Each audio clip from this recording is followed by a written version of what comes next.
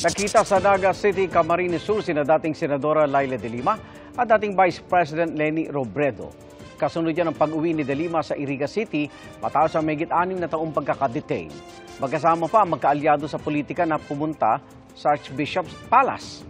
Ay kay Robredo, pawang mga personal na bagay lang ang kanyang pinag-usapan ni De Lima. Wala rin silang pinag-usapan tungkol sa politika. Nakasama na rin muli ni De Lima ang kanyang nanay Norma.